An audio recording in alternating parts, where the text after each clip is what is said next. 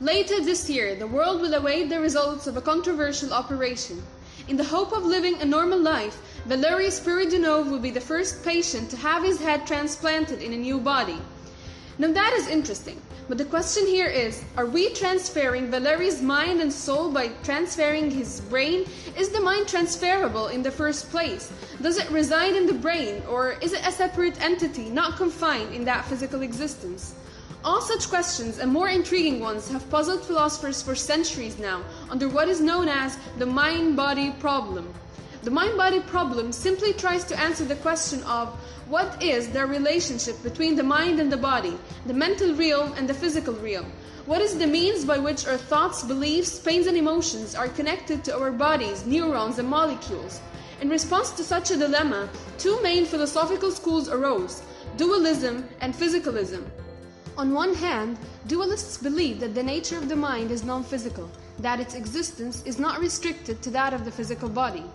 One of the major dualists was Plato. He believed that intellect, the main function of the mind, is as immaterial as the forms, and that the imprisoned soul strives to escape its body. Another famous philosopher, in fact, one of the strongest protagonists of dualism, was René Descartes. In his first meditation, Descartes started off by doubting all his beliefs, but the single thing he could prove to be true was the existence of his own mind. Cogito ergo sum. I think, therefore I am. He could not, however, prove his existence as a physical body, and since this means that his mind and body have different properties, it logically follows that they must indeed be two different entities. Such an argument is nonetheless refuted by physicalists by pointing out its incorporation of the masked man fallacy. Let's take your friend Adam as an example. Imagine that you've been asked whether a masked man is Adam, and you responded, I know who my friend Adam is. I do not know who this masked man is. Therefore, this masked man cannot be my friend Adam. In the same sense, when Descartes claimed that the mind and body are two different entities just because he could prove the existence of his mind but not his body, he had then committed the masked man fallacy. On the other hand, we have the physicalists, who believe that the physical laws are capable of explaining everything in the entire universe, and that is including the human mind. Physicalists' main argument is called the argument from causal closure. It is based on three premises.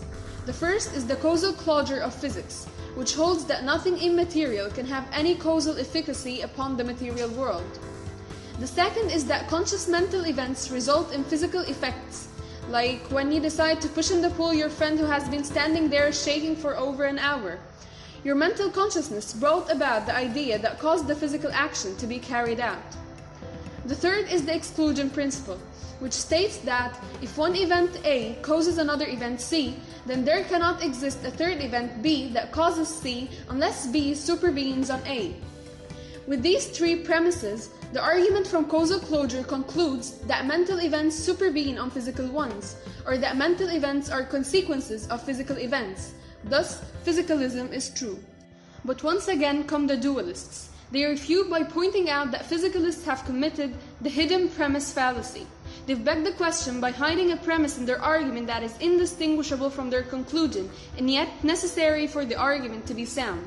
This hidden premise states that all efficacious states and causes are in fact physical, and this is indeed required because the closure of physics only entails that in the absence of non-physical influences, prior physical events and the physical laws bring about subsequent physical events, but it does not make any reference to cases when immaterial causes exist. Nevertheless, physicalists may further defend their argument by claiming that the closure of physics, along with the exclusion principle, suffice to ensure the supervenience of all causes on physical ones. Despite the huge efforts exerted by both dualists and physicalists to back up and defend their claims, and with all the attention philosophers have devoted to the mind-body problem over the years, it still remains nowhere near to being solved. So, will our Valery be the same old person he was before? Will he live with a new mind along with his new acquired body? Well, that would depend on which school you choose to follow.